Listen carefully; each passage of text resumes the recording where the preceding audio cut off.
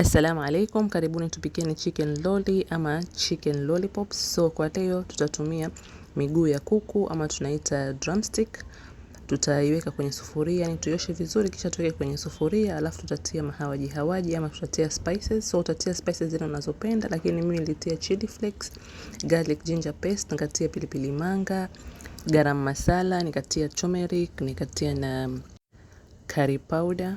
Na kwa sababu hii nyama ina mifupa, so tutaiongezea maji kisha tuibandike motoni, tuache ichemke mpaka ianze kukauka kama hivyo. So nyama yako ikisha pungua maji kama hivyo, tutaongezea vegetables. So kwa leo mimi vegetables zangu of my choice ilikuwa ni kitunguu maji pamoja na pilipili boga, alafu dania tutatilia mwisho. Alafu tutaichanganya vizuri ndani ya nyama, tuiwache mpaka ziivie humo ndani, na zikiivia humo ndani utaona kuwa nyama yako imekaukia, yani inakuwa haina supu ama haina maji. Kisha tutaongeza ile dania iliyokuwa imebaki. So dania tunetia hapo mwisho kabisa tunapotaka kuepua nyama yetu. So mimi nipenda kutia dania na kisha nikaongeza ndimu ya unga ama citric acid, nikaichanganya vizuri, alafu kisha nikaiepua, nikabandika viazi. So viazi tutavitumia kwa kuchanganyia na kuku wetu vikishaiva. So viazi vyetu vikishaiva tutavibonda, kama unaona hapo mimi niko na vibonda viazi vyangu. So na vibonda ama utavivuruga viazi vyako vizuri, alafu sasa ile nyama ikishapoa utatoa nyama yote kwenye mifupa kama hivi ninavyofanya hapo. So tuta expose mifupa tutaiweka kando tuioshe. Alafu na nyama yetu tutaitia kwenye chopa. Naona hapa niko napangusia ile mifupa yangu maji, kisha nitaiweka pembeni. Alafu ile nyama tumeweka kwenye chopa ama kuku yetu tumeiweka kwenye chopa, tutaichop ama tutaisaga mpaka nyama iwe laini kabisa. Yani inakuwa kama vile chenga ama tuseme inakuwa kama vile flakes.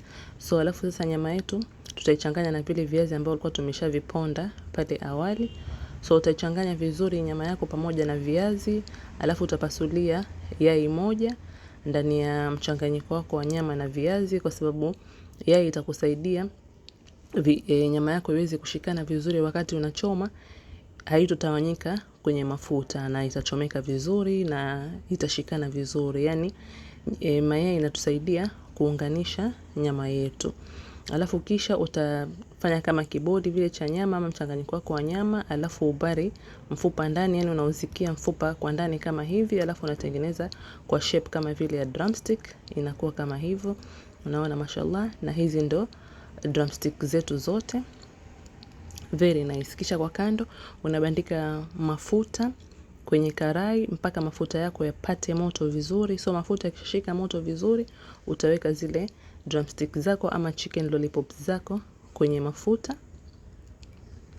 So tutazichoma mpaka ziturn golden brown nzuri. Kwa kawaida kuku huwa hashiki rangi sana, na akishika rangi sana basi inakuwa ameungua. Lakini kwa sisi hapa tutamwacha iwe golden brown vizuri, na kuku yani drumstick zetu hatukuzi dip kwenye kitu chochote, vile tulivyozitengeza tulizitia tu kwenye mafuta yaliyopata moto, na unaona vile zimetokezea vizuri na rangi nzuri mashallah. Karibu.